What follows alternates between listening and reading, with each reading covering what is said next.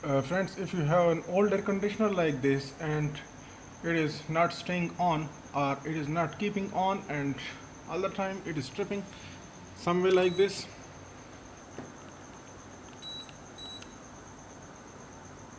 it is not giving you perfect cooling, instead it is tripping the circuit breaker or it is tripping from here, then this video is probably for you. So keep on watching this video till end with me and you will get the solution, and the video will become very much interesting in the end or in the middle. So keep with me, don't skip any part, and you will get how to solve this problem. Switch off the circuit breaker for this air conditioner and come to the outer unit, the outdoor unit, as we are here with this outdoor unit, and with the two screwdrivers just we will open these screws. You will need one screwdriver actually. I brought two. If it will not work the one, so then I will use another one. This was the idea. So some way like this, as here I will need this one.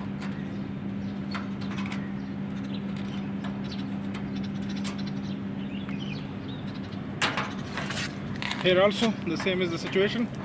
I will need the small screwdriver. I don't have the Phillips one at the moment in my hand, so this will work. So this way I will open the cover and then I will show you later on. Now take a plain water bucket like this. This is a bucket of plain water and an industrial cleaner, a bottle of industrial cleaner, somewhere like this. You can use any acid or your toilet acid or anything will work, or even sodium hydroxide will work in water solution. I mean anything you can use for cleaning this item. So this needs a perfect cleaning. You can see here is this condenser. This one we will clean, and keep in mind that the circuit breaker is off and we can work on this one. So take water, just pour it so that it will be immersed, or it will wet the condenser perfectly. So this is important. First, before pouring acid in, you have to wet the condenser, otherwise the acid will not get in. So somewhere like this. As you can see, now it is wet, perfectly wet. So now take this industrial cleaner, pour it on, and you can see it's foaming, it's bubbling. It's acid actually, so that's why it's sort of formic acid or something like that.